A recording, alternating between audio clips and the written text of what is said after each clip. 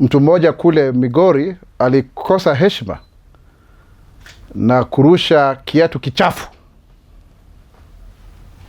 kwa rais wa Jamhuri ya Kenya. Na sasa ameweza kukamatwa na wengineo ambao ni washukiwa, kwa sababu ni jambo la kufedhehesha. Na hata kama wewe mwenyewe haumpendi rais, lazima tuheshimu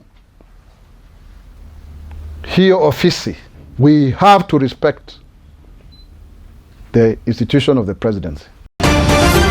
ETV Africa News at this hour. Ni kisa ambacho kimekuwa ni cha aibu kuona vile mtu mmoja kule Migori alikosa heshima na kurusha kiatu kichafu kwa rais wa Jamhuri ya Kenya. Na sasa ameweza kukamatwa na wengineo ambao ni washukiwa, kwa sababu ni jambo la kufedhehesha. Na hata kama wewe mwenyewe haumpendi rais, lazima tuheshimu hiyo ofisi, kwa sababu ndio inatuunganisha pamoja na ndio nguzo la taifa na kutujumuisha kwa pamoja. Na sio jambo ambalo tunafaa kwa njia awayo yote kulishabikia. Serikali inakashifu kitendo kile, na haijalishi awe ni Rais Ruto leo ama mtu mwingine. Ni jambo ambalo ni la kufedhehesha, na tunashukuru kwamba vyombo vya habari vimeweza kufanya kazi yake. Na tunajua rais ni mtu wa huruma na ni mtu ambaye ana moyo mkubwa sana wa kuweza hata kusamehe, wa kuweza hata kuhakikisha kwamba mambo kama haya pengine yasifuatiliwe sana. Lakini uzuri ni kwamba sisi kama Wakenya tuwe na ile heshima ya ofisi ile, na usalama wa rais haufai kuchezewa na mtu awaye yote. Sio jambo zuri hata kidogo. Tunalikashifu na kulikemea. Ni tabia gani hii ambayo tunawaonyesha watoto wetu, kwamba kama pengine una dhana mbadala ama wewe husikizani na mtu, itabidi uchukue nguo ama kile ambacho umekivaa kama silaha? Hilo ni jambo mbaya sana, na ni jambo ambalo sio la heshima na linafaa kukomeshwa mara moja. Kwa hiyo hilo jambo ambalo tumeweza kusema hilo. We want to take this opportunity as a government to condemn the very shameful act that was done by some suspects who have since been arrested, who threw a shoe against our president. And this is not acceptable. What kind of behavior are we showing to our children? The institution of the presidency must be respected at all costs. It doesn't matter who is the occupant. Today is President William Ruto. Tomorrow may be you or me.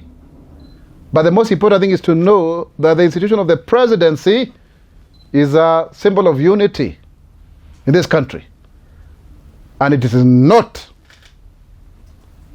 acceptable to endanger in any way the life of our president. So those people who are out there making jokes and what have you, it's shameful. Let us be patriotic as Kenyans.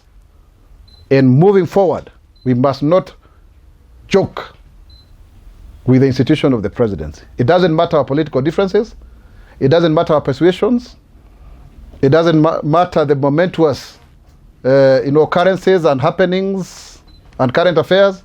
The most important thing is that we must maintain the dignity and respect of this institution.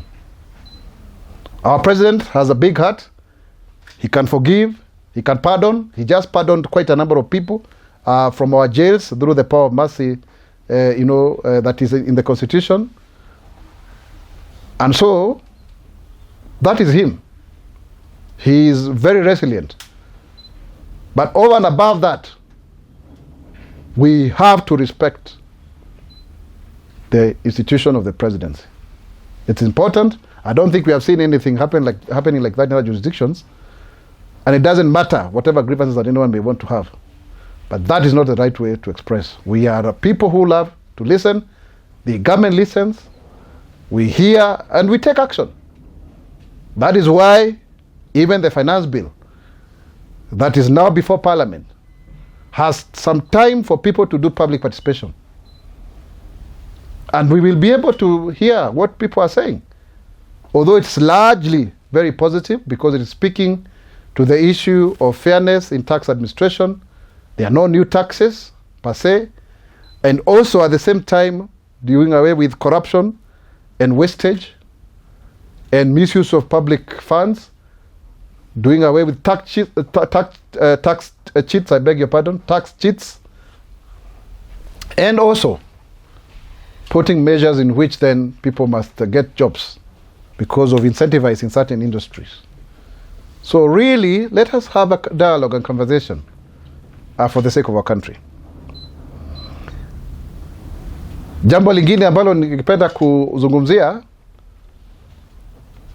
ni kwamba kuna swala hili zima ambalo linatokana na wengine wakisema kwamba tunapunguza pesa za rais mstaafu Uhuru Kenyatta. Sijui, one of the journalists here was trying to ask that question. Ni nani huyu? Yes, that will be me, Mr. Spokes. My name is Alan Ginger, and my question, yes, it's true, my question is about the purported reduction of the retirement benefits for the former president and also the former vice presidents and the former prime minister. There have been claims that President Uhuru's retirement packs will be specifically reduced by 94.6 million shillings in the coming budget. Are these claims true? Then could you also please clarify on the reports that these proposed budget cuts, they are targeted at Mr. Kenyatta simply because he's been involved in the recent politics going on in the country? Thank you very much, Alan Ginger. We also got that same question from other people who send the question, because we encourage people to be sending questions to us in advance because we are open and transparent. Some of the journalists who may not even be able to join us, because nowadays you can remotely be able to interact with us. We thank God for the technology. So please, if you are a journalist and you're following us live on any other Kenyan, please be sending questions to us, because that is our role, to speak on behalf of government. Our role is to state, defend, and clarify government position through amplification. So let me put it very clearly that the government has no intention whatsoever to make any budget cuts based on any political persuasion. What we are doing is that we've reduced expenditure across board, and the monies involved here are not personal pension. The pension is assured. It's 80% to the salary that the retired state officers were earning before they left office. And please note the word retired, because they are no longer holding public office. And so it affects the retired third president of the Republic of Kenya, President Uhuru Kenyatta. He's the retired third president, but he's the fourth president of the Republic of Kenya. Please note the difference. Yeah? And we do have, let me explain why the retired third president, because the first president died in office. It's only the second and third president who retired, President Moi and President Kibaki. So he's a retired third president of the Republic of Kenya, but the fourth president of the Republic of Kenya.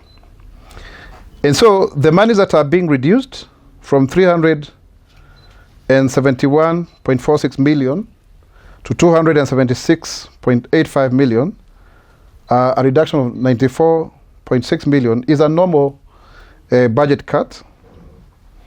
And it's not just affecting him. Also, Right Honorable Raila Odinga, his packs have been reduced by about 23 million. Yeah, from 87.2 million to 63.7 million. So we are not talking about one individual. Also for Migori has lost 20 million shillings to run his secretariat budget from 74.2 million to 53.9 million. And also former Vice President Kalonzo Musyoka, the 10th Vice President, I think, also has actually been slashed. The money has been slashed from 81.36 million to 52.9 million. And you can see that's quite a huge reduction, again, over almost 30 million actually has been reduced. So you can see it's not really something that we need to politicize. Yes, we may have differences politically, but it is many of these government offices have been reduced in terms of the expenditure, even my own office, because we don't have a very good fiscal headroom to do this work. Tungependa kusema kwamba kumekuwa na tetesi kwamba watu wanasema kwamba mheshimiwa rais mstaafu wa 3 Uhuru Kenyatta kwamba yeye mwenyewe amepunguziwa fedha zake kwa shilingi 94 milioni. Ieleweke kwamba yeye ni rais mstaafu wa 3 kwa sababu rais wa kwanza hakustaafu, aliweza kuaga akiwa mamlakani. Kwa hivyo marais ambao wamestaafu ni rais wa pili, Rais Moi, na rais wa 3 Rais Kibaki. Kwa hivyo ndo sasa tunasema kwa jina rasmi ni rais mstaafu wa 3, lakini ni rais wa 4 ama awamu ya 4 ya Jamhuri ya Kenya.